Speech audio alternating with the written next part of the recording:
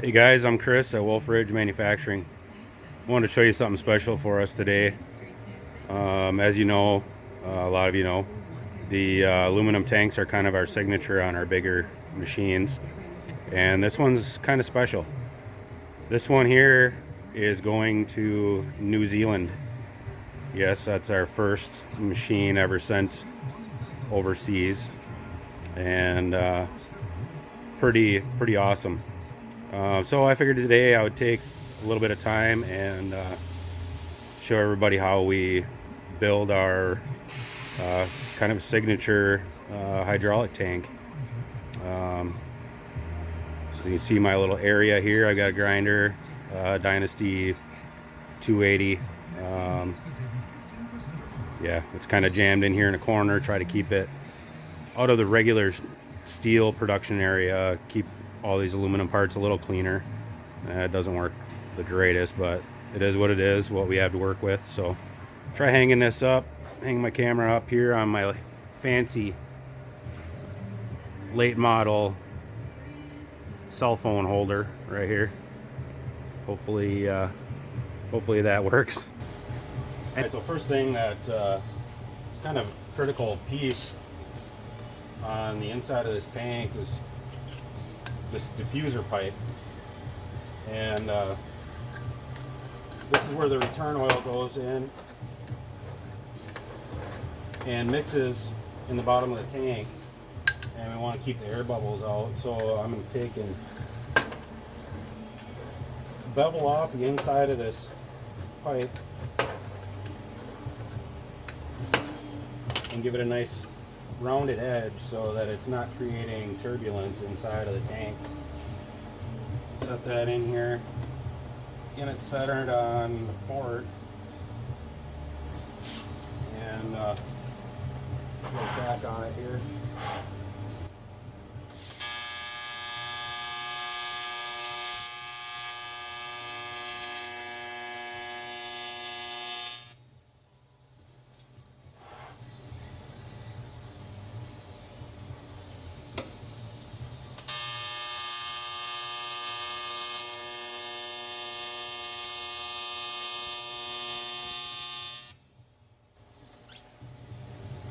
Alright, now we got to sneak some weld in this back corner behind the tank here.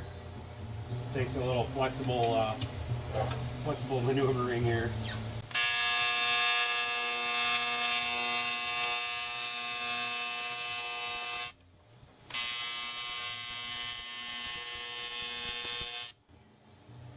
Alright, I'll go left-handed.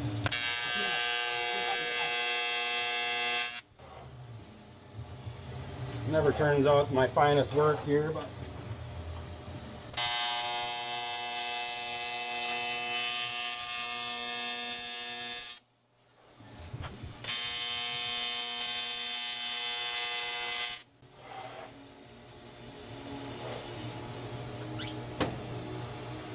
all right. I don't know if you can see this. Weld that pipe in there. It's not the prettiest, but it's sealed, and that's what matters. So it's not getting air bubbles in, adding air bubbles to the oil. All right, so now I've got a plate that I weld on the inside here. And it's hard to get that bolt in there with gloves on. So what this plate is for is our sight gauge on the front of the tank. And I'm going to use a countersunk bolt screw here to get it centered. Lock it in place here, and then I'll tack it on the inside. Looks like we're still recording, that's good. Alright, so this little plate here, I don't know if you can see it. We're just going to put a couple 1-inch stitch welds on each side. Make sure I got that centered before I burn it in.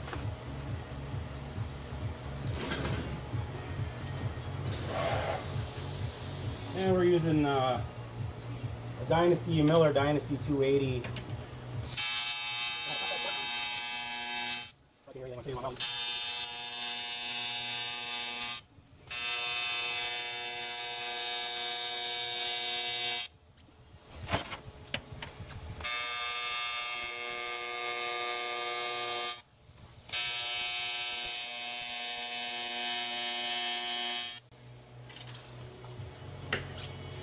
Alright, so there's that. It's all welded in. And now we're done with this part for right now. You can see we got just a little bit of a gap here. This will be the bottom of the tank. It's actually upside down right now. So you want the oil to come in at the bottom of the tank and swirl around here, and as it rises up and it's dissipating the air bubbles out of the oil, it's going to go up over a wall inside of here, a baffle wall that we're going to weld in next. And that helps to keep your oil circulating, making a good full pass through the tank. And that helps to dissipate air bubbles and allow the oil to cool before it goes back through your next pass. Alright, and this is the baffle wall. And nothing too critical here. It's the design that does everything, really. The walls are a little overbent here, so what I'm going to do is I'm going to try to get it pushed tight in this corner here. Get it tight at the bottom.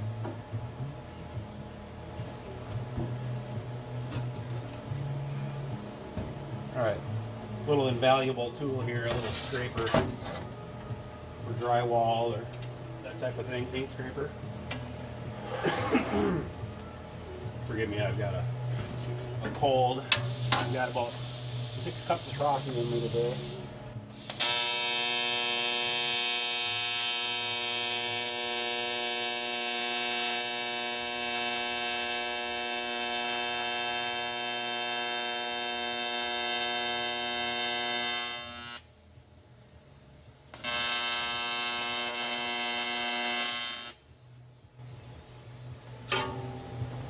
Got that side welded in. I can take this scraper out, push down on here, get some more weld in the corner.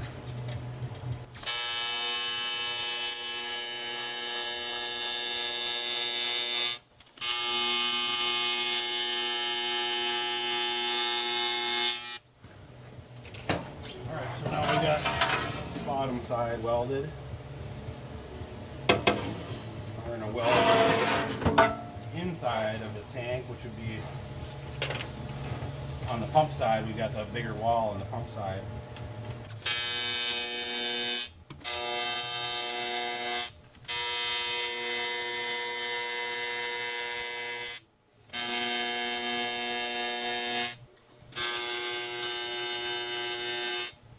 Alright, so that's easy side.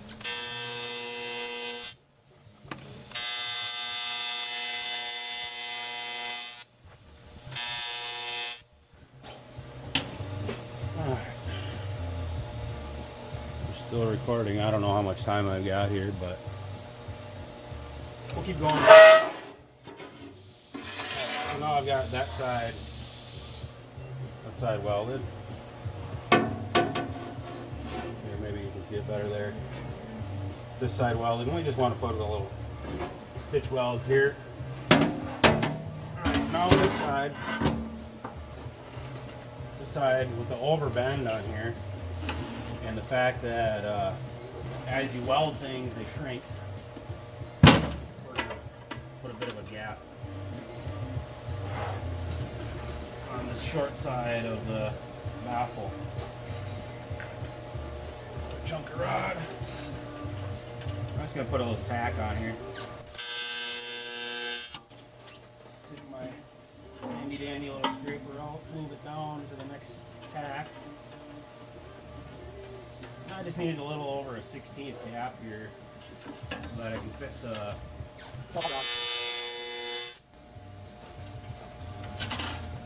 Alright, so I got my gap. You can see the light in there passing through here. There's just a little bit of a gap there. Now, to keep that from sucking in tight, when I get it all welded, I'm going to put a brace in here. That'll keep the walls spread apart just enough so that I can get my top shell in.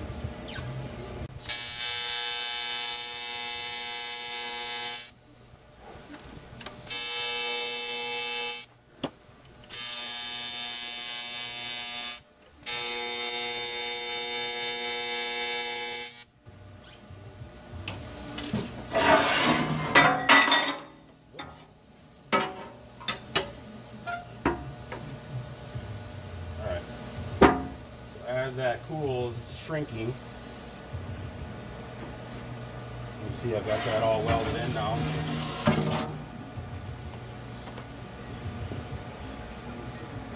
Alright. So the idea is, here we got our outlet for the pump. Okay. The inlet from the return is going to come in right here.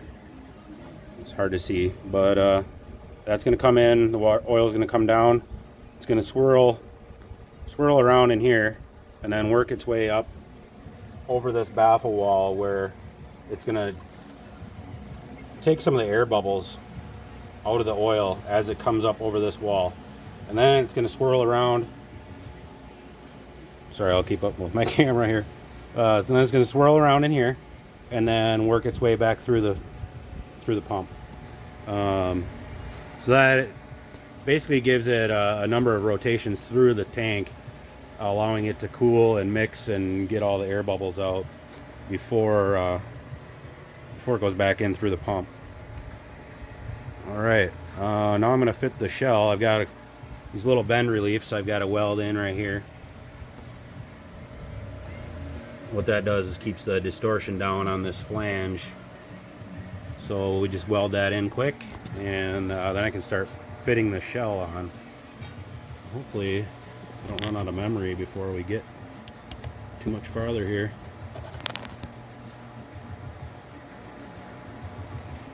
Alright. My handy custom cell phone holder.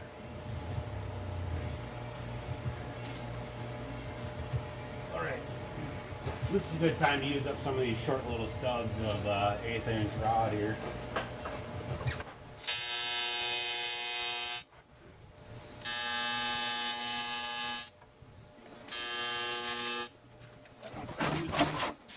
Get one little leaf out here.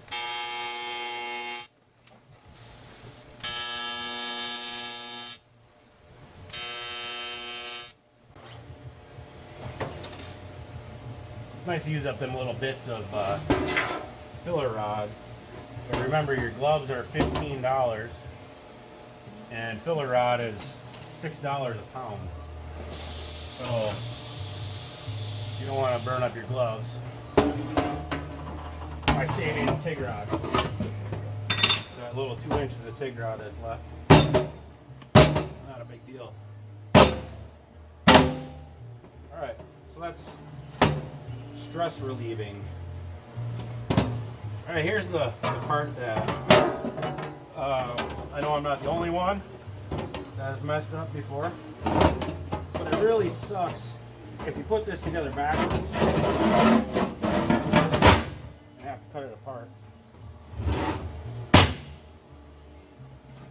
I'm sure the other person that's done it before is watching as well. Anyhow,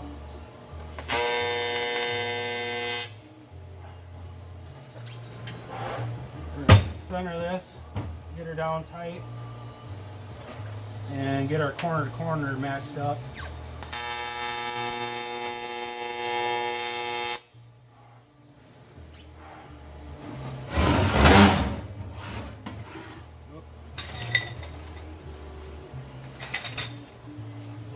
these table here.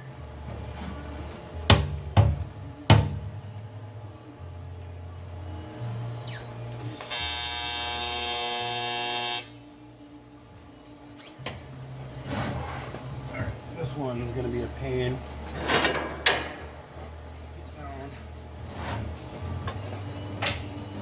So we'll call on Bessie. Bessie will straighten her out. Good job, Bessie.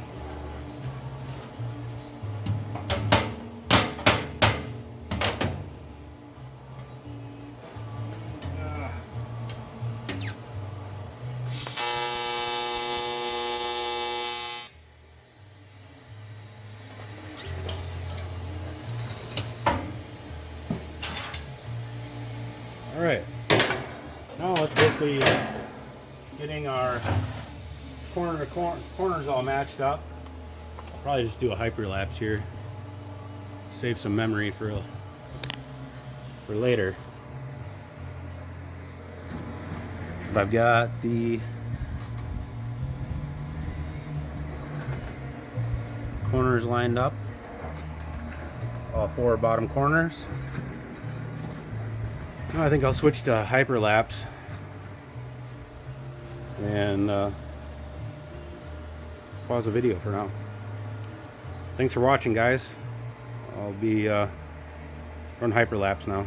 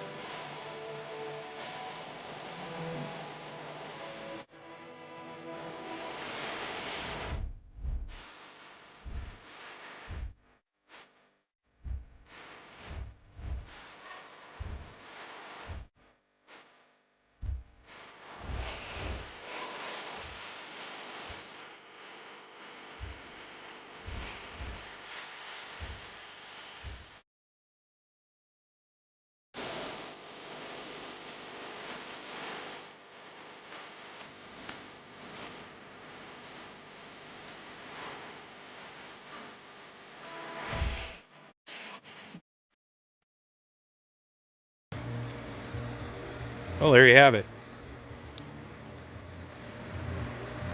You see these welds turned out pretty good. It always seems that the crappier, I mean, it still looks pretty good, but you never get the good side on the outside. It always seems to be the better looking weld is somewhere nobody else is ever gonna see it. But that's the way it goes. Thanks for hanging out, guys. This is for you, Matt Swan. in New Zealand. Hopefully you like it. Take care.